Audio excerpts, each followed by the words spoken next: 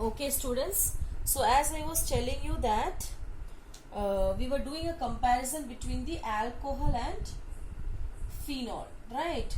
So what I said, like phenols are more acidic comparable to alcohols or water. Okay. So now we have to find the reason for that, right?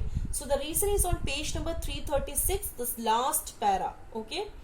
So what they say that in the phenol, if I draw the phenol structure, okay, this is the phenol structure. So in the phenol, when you see,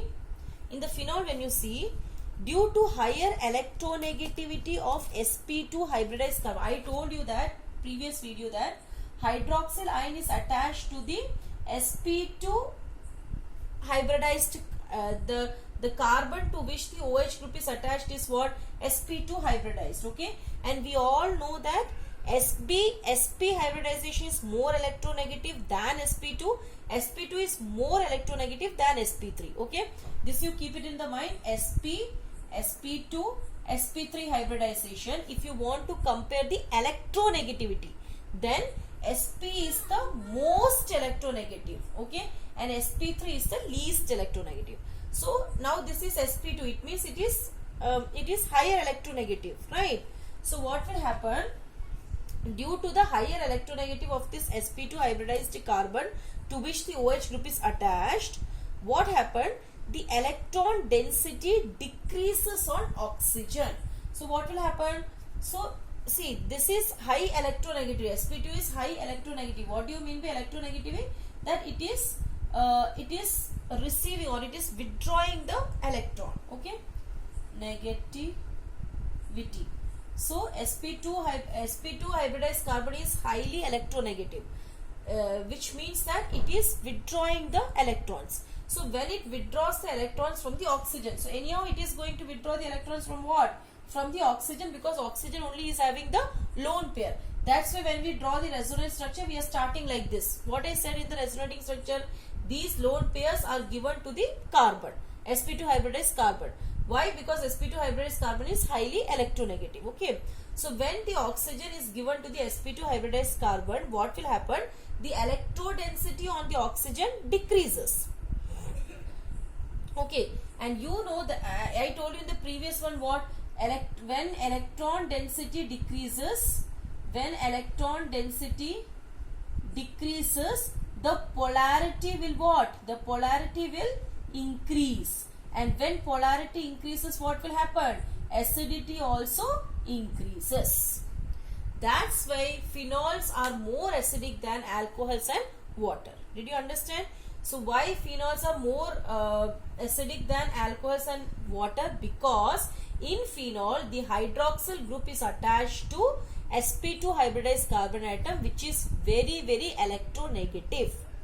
Because of more electronegativity of the sp2 hybridized carbon atom, what will happen?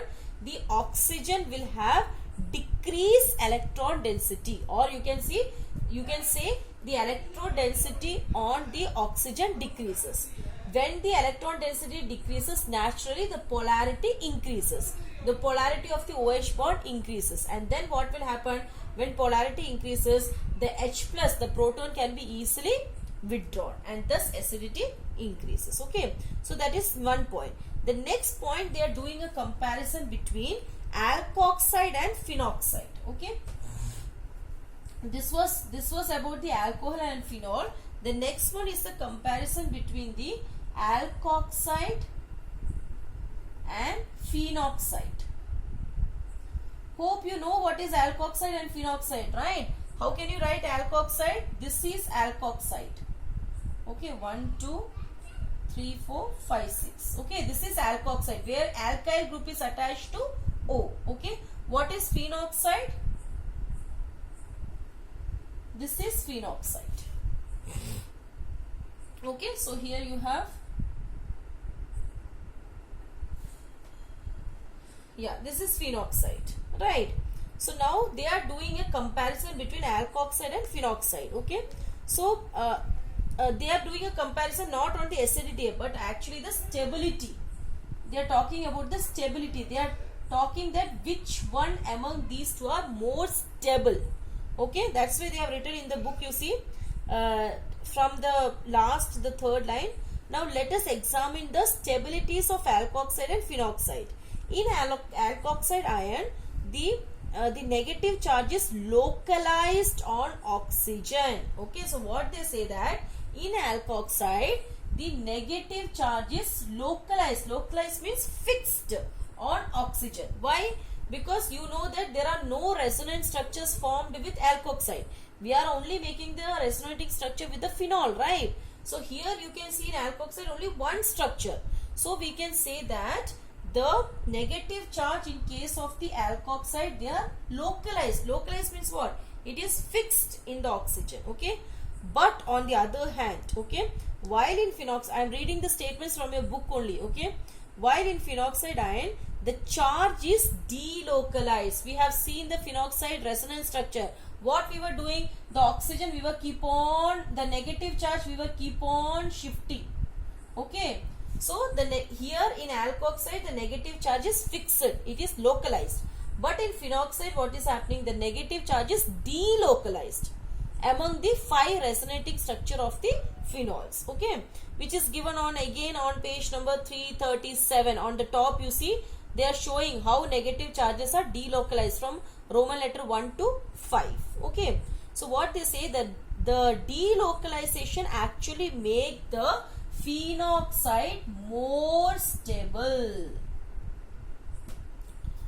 Okay. So hope you are able to understand, right? So what they say that among the alkoxide and phenoxide are more stable than alkoxide because the negative charge in alkoxide is localized or fixed on the oxygen. On the other hand, in phenoxide, the negative charges keep on delocalizing among the 5 resonating structure of the phenols, right? That is one thing. Next thing on page number 337 top, you can see that they are doing a comparison between phenol and phenoxide. Now they are doing a comparison between what?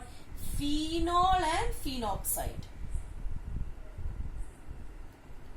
Okay, they are doing a comparison between phenol and phenoxide. So what they are saying, phenols are less stable than phenoxide. Okay, and sorry for the interruption.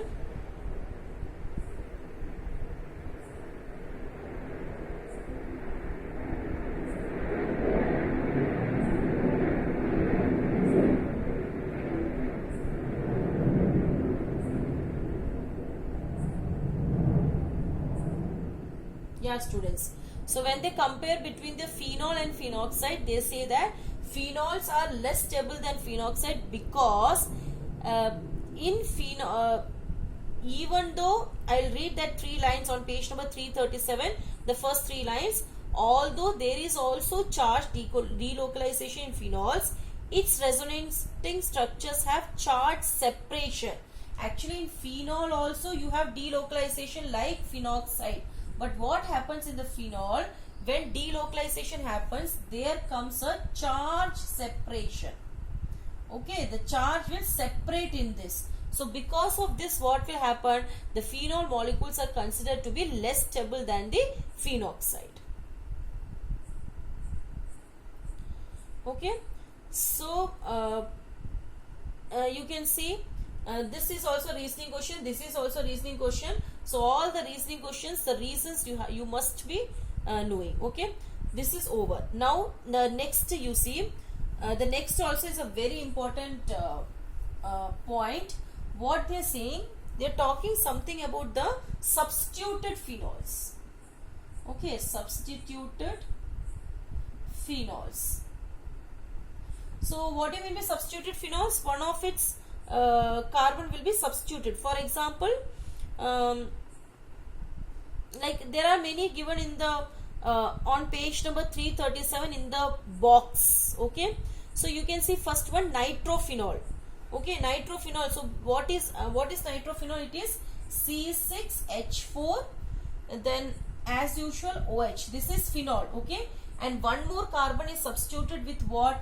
NO2, that is nitro. Okay, nitro group. So this is called as a substituted phenol, that is this is phenol. Okay, what is actually phenol's formula? C6H5OH. Okay, so one more hydrogen is reduced here, you see, because one more hydrogen is substituted with what? Nitro group. So this is nitrophenol. Okay, or we can say it is a substituted phenol, because one of the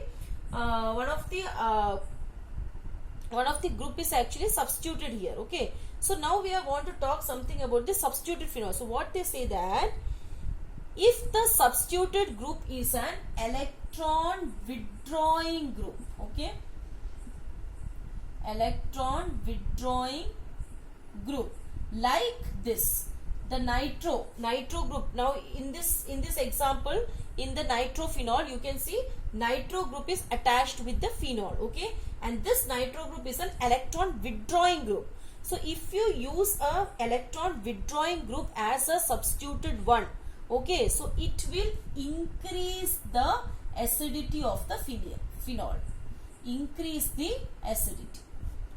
Okay, acidic strength of the phenol. Okay, but on the other hand, you can see that if it is an electron releasing group, okay, like an alkyl group, okay, this is about the electron withdrawing group. Suppose it is an electron releasing group like the alkyl group. Alkyl group, you can see cresol.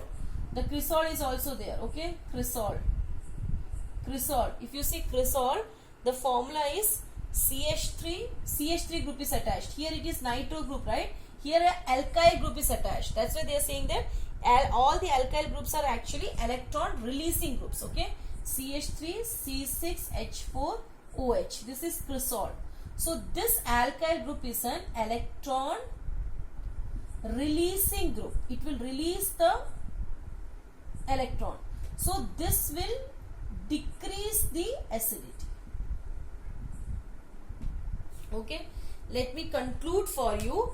We are talking about the substituted phenols. What do you mean by substituted phenols? Where the phenol group is substituted by some other group. For example, here the phenol, this particular is a phenol, right? Phenol is substituted by nitro group. Here you can see the phenol is substituted by the alkyl group, CH3, right? So there are two things. If you are using the group which is an electron withdrawing group as a substituent, that is, if you are substituting with an electron withdrawing group like nitro group, okay, this will lead to the increase in acidity of the phenol. Okay, but on the other hand, if you are using the group which is electron releasing group like any of the alkyl groups, then that will lead to the decrease of the acidic character of the phenol. Okay, that is one concept. Another one concept which is in the same same para is that if this electron withdrawing group or electron releasing group is attached to the ortho and para position, then it is good, it seems. Ortho and para positions. You know ortho and para positions, right? So this is ortho, meta, para. Okay, ortho position, meta position, ortho, meta and para. So they say that we should, if the electron withdrawing, if the substituted group, okay, let it be electron withdrawing group or electron releasing group, if the substituted group is attached to the ortho and para positions, then it will increase the acidity. Okay.